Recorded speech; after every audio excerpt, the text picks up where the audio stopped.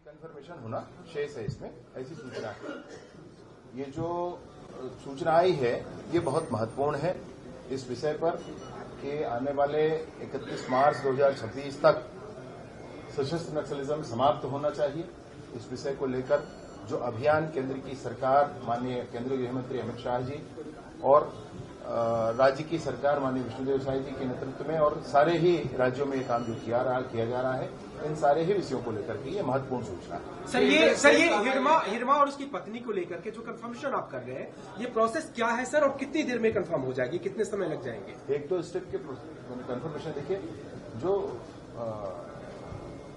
सामान्य जान पहचान का कंफर्मेशन होता है वो उतना हुआ है, लेकिन फिर भी तकनीकी आधार पर कंफर्मेशन की आवश्यकता है और वो अभी प्रक्रिया में।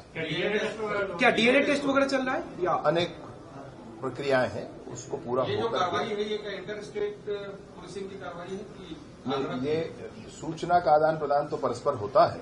इसमें आंध्र प्रदेश की पुलिस ने और सीआरपीएफ की टीम उसमें थी, आंध्र प्रदेश की पुलिस थी, दोनों ने मिलकर कार्रवाई की। सर एक बहुत बड़ा लीडर जब मारा जाता है तो मानसिक तौर पे भी कहीं न कहीं कमजोर नक्सली लगातार पड़ते हैं और जिस तरह लगातार सफलता जो मिल रही है, क्या लगता है कि जिस दिशा में आप बढ़ रहे हैं और जिस तरह पैर पीछे उनके हो रहे हैं मानसिक तौर पे भी, जो उनकी कमजोरी लगातार सामने मैं बस्तर के क्षेत्र से जितने लोग नक्सल संगठन में गए हैं सबसे विनम्रतापूर्वक आग्रह करता हूं, केंद्रीय गृह मंत्री जी ने हाथ जोड़कर निवेदन किया है, मुख्यमंत्री जी ने हाथ जोड़कर निवेदन किया है और बार बार मैं भी इस विषय पर उनको ध्यान दिलाते रहा, आग्रह करता हूं।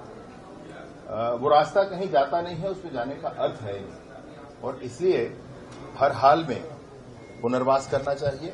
सरकार की तरफ से इस बात को पूर्ण आश्वासन के साथ मैं कहता हूं कि आपके मान सम्मान की भी चिंता करें।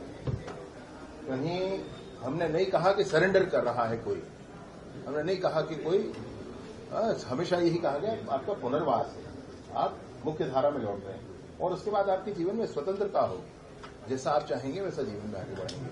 सिर्फ ये है, ये खून खराबा छोड़कर, ये हथियार छोड़कर, हथियार लेकर जंगल में घूमना, शिक्षा दूतों का गला काट देना, ये स्कूल के बिल्डिंग को बम से उड़ा देना, ये जंगलों में, नदी के किनारे, तालाब के किनारे और सड़कों के नीचे आईईडी बिछा देना, ये सब समाप्त होना चाहिए। बस्तर को खुलकर सामने आने दें, वो महानायक की तरह उभरेगा। बस्तर के युवा बहुत सक्षम हैं, वो बस्तर संभालेंगे। एक नारा उनके लिए चलता है आजकल, हमारा बस्तर हम संभालेंगे, और ये बस्तर के युवाओं का नारा है। मैं सोचता हूं कि बस कुछ ही दिनों में बस्तर एक जायंट की तरह उभर कर सामने आएगा और बस्तर के लोग लघु वनोपजों के आधारित जीवन जीने वाले हैं। उनके लघु वनोपज के संग्रहण, प्रसंस्करण और विपणन, इस सब में वो आगे रहेंगे, दुनिया में आगे हो जाएंगे। लॉजिस्टिक्स उनके लिए अवेलेबल होगा, उनके लिए मार्केट अवेलेबल होगा, गांव तक स्कूल, अस्पताल, बिजली, पानी, सड़क पहुंच पाएंगे, मूलभूत सुविधाएं पहुंच पाएंगी।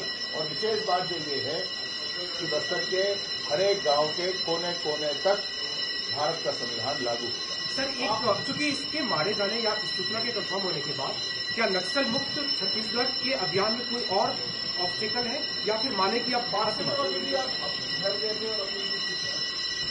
एक ही गांव है कुंवरकी, जिसमें हिरमा भी वहीं के हैं और बादशाह देवा भी वहीं के। सभी परिवारजनों से मुलाकात हुई, बहुत सामान्य जीवन सबका है। सबने कहा कि वापस ही आना चाहिए, वहां कोई अर्थ नहीं है।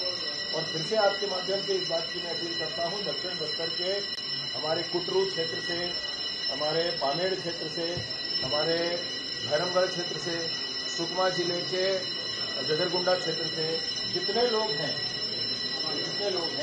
सब पुनर्वास करें। एक मिनट की चिंता न करें, एक सूचना पर ही कॉरिडोर क्लियर करके दिया जाएगा, एक सूचना पर ही आपके आने तक की व्यवस्था सुनिश्चित की जाएगी। परंतु हथियार के साथ आइए, हथियार के साथ आकर पुनर्वास। रहे थे विजय शर्मा को छत्तीसगढ़ के गृह मंत्री जो बता रहे हैं, एक नारा इन दिनों काफी प्रचलित है, हमारा बस्तर है और हम ही संवारेंगे।